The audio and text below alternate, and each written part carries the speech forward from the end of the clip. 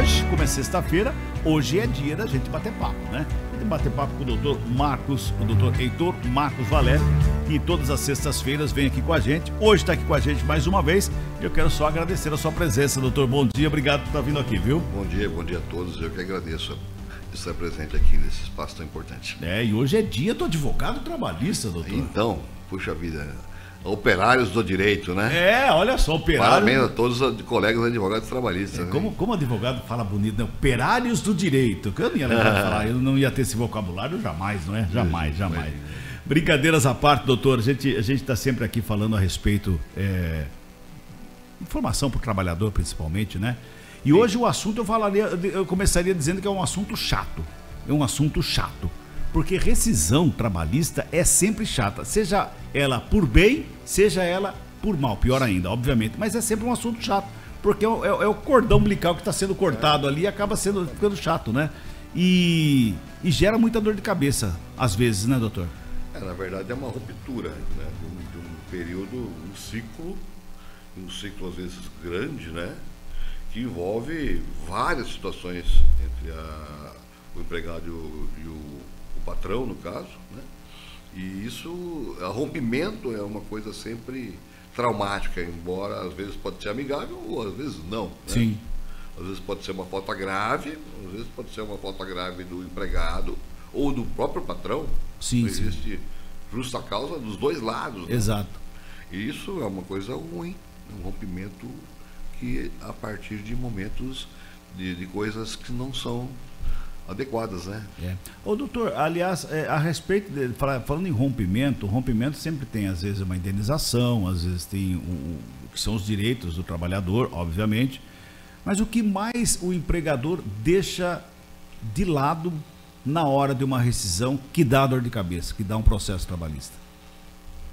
Temos muitos casos no Brasil de empresas que não têm a documentação adequada no dia da rescisão.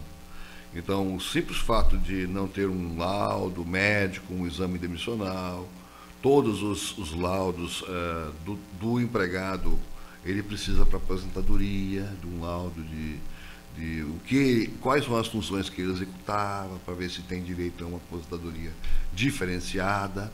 No caso, muitos casos a gente constata que as empresas não fornecem os documentos adequados dentro do prazo.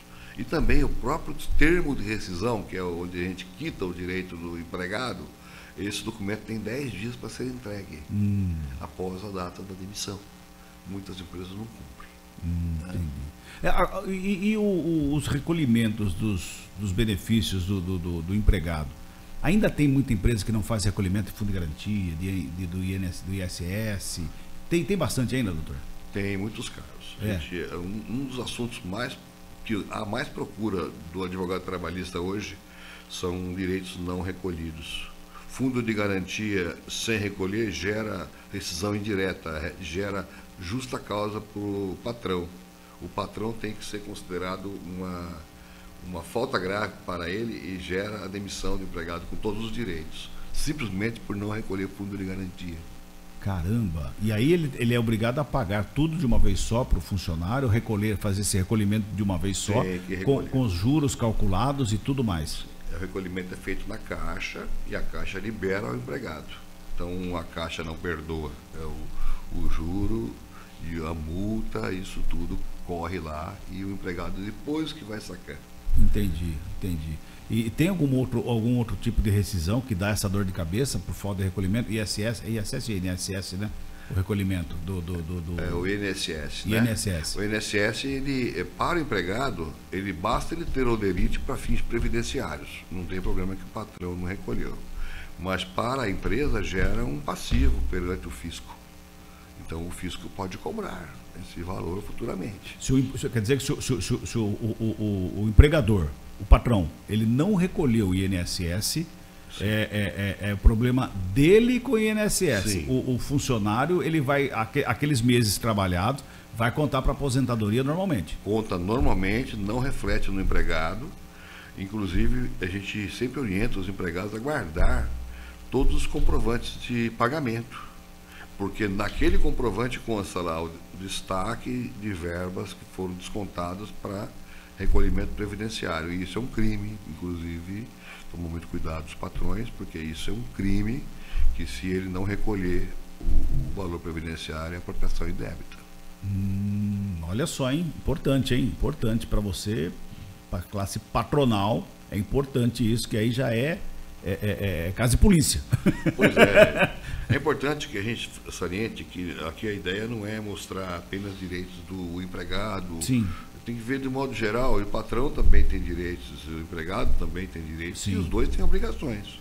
Exato. Então é importante que haja uma segurança jurídica para ambas as partes. E no caso do empregado, doutor, no caso do empregado, ele. Uma justa causa. O que pode levar o empregado a ser demitido por justa causa? São vários fatores, tá? No artigo 482 da CLT. Um deles é a improbidade, onde o empregado rouba, né? Uma agressão a um patrão ou algum funcionário, né? Uma falta que seja grave, né?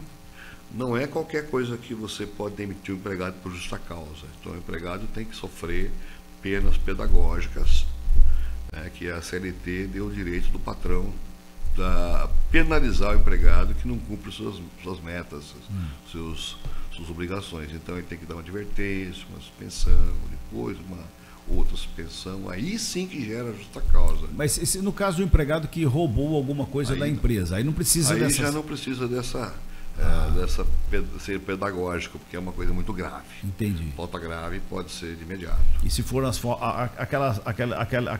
aqueles erros pequenos que gerou uma advertência, tal, quantas advertências o empregado deve ter para ser considerado justa causa? Na verdade, o que se considera é um período de 6 meses. Se num período de 6 meses ele tem as 3 advertências ou suspensões, aí ele já pode ser penalizado com a falta grave, que é o principal e o mais forte meio de demissão do empregado, que é a demissão por justa causa, né? Mas o patrão tem que tomar muito cuidado, porque se demitir por justa causa alguém que não se tem caracterizado de fato a justa causa, ele pode ser revertido na justiça e ter que pagar tudo depois. E ainda tem indenização no caso desse? Pode Sim, ter danos morais, inclusive. Meu Deus do céu. Tem que andar certinho, tem que andar os dois lados, viu, gente? O patrão e também o empregado. Ah, sou empregado, qualquer coisa eu na justiça. Não, senhor, não é assim não. Não é assim não, né, doutor? Não, tem que ser. Antes do empregado entrar na justiça, a gente avalia o caso bem concretamente, se existe os pressupostos para a validade da ação, se tem direitos realmente que foram descumpridos. Então não se entra com uma ação aleatoriamente. De qualquer forma também a empresa tem que tomar muito cuidado em guardar a documentação, em guardar os laudos médicos, né? Inclusive no caso de uma doença ocupacional, como a gente já falou na reunião passada. Sim. Nos laudos, esses documentos são importantes para, inclusive, quitação futura do contrato, porque se não quitar, você tem um passivo trabalhista, dentro de 2 anos o empregado pode processar a empresa. Ô doutor, o senhor já pegou alguma causa de algum empregado que estava processando a empresa e acabou mentindo para o senhor? Já conseguimos chegar nesse nível, mas houve casos assim, por exemplo, a pessoa machuca o olho jogando bola, aí vem para você, conta uma história totalmente diferente, fala que foi um acidente, aí chega lá na frente, descobre-se. Isso é perigoso, porque ele pode gerar contra ele um processo. Hoje em dia, no processo trabalhista, essa lei, acho que ela é mais recente, que o empregado, se ele perder a causa, ele tem que pagar os honorários do advogado da empresa também. Existe isso, mas inicialmente com a reforma trabalhista se deu muita ênfase a isso, então muitas pessoas deixaram de entrar com o processo. Mas se a pessoa ganha até R$3.000 em média e tem um comprovante que ela tem a hipossuficiência, isso não é gerado esse pagamento. Tá. Então só se paga se eu não tiver assistência judiciária gratuita. Eu tendo, não tem problema nenhum. Entendi. Mas se o empregado perde a causa? Aí ele não tem necessidade de pagar. Ok. E o Estado pagaria. Se tiver algum exame, alguma perícia, o Estado paga. Muito bem. 11h14. Passa muito rápido, doutor. Faz 12 minutos que a gente está proseando aqui. Então, pois é. 12 minutos. É tanto problema trabalhista, né? Que até nem passa o tempo, né? É verdade, é verdade. Aliás, parabéns pelo dia do advogado trabalhista hoje, Obrigado. doutor. E cada dia que passa, eu acho que fica mais procurado, né? O advogado trabalhista que faz o trabalho junto a esses empregados que são demitidos, às vezes de forma errada, de forma arbitrária e tudo mais. E a empresa que não cumpre com as funcionalidades dela, com as obrigações dela, que acabam, a gente fala na gíria, se ferrando porque quer, né? Sim, sim. O advogado trabalhista é um advogado da área social, né? Então, as causas sociais aí, e o direito do trabalho em si é uma relação social, né? Então, isso é muito importante, porque você pode, às vezes, dar vistas ao cego, né? Sim. Que não tem noção do seu direito trabalhista básico, então ele vai saber. Olha, tem patrões hoje que entregam a guia de fundo de garantia de seguro-desemprego e não pagam o direito líquido que está ali. Então a gente vem lá do Nordeste trabalhar, não sabe do seu direito, pega aquele papel e vai lá na caixa e pega e não recebe os verbas. E o sindicato hoje não é mais usado para homologar, né? Uhum. Com a reforma trabalhista tirou-se do sindicato este crivo, né? Onde a pessoa era orientada. Sim. Então tem que procurar sempre um advogado para conferir se foi correto. E a homologação é feita de que maneira hoje em dia? A empresa faz diretamente na homologação online hoje. Independente do valor, do tamanho, do valor, período de trabalho, tudo? Independente de tudo. Então muitos empregados hoje são lesados por patrões, por maus patrões. Tá? Então isso tem que tomar muito cuidado, conferir verbas que foram recebidas, conferir se o valor líquido foi pago. Aí a pessoa tem 7 mil para receber líquido, o patrão dá a guia e fala, tá tudo certo. Vai lá pegar o seu fundo de garantia, tá tudo certo. Apira o seu seguro-desemprego. E os 7 mil a pessoa não recebe, não sabe que tem que receber aquele direito.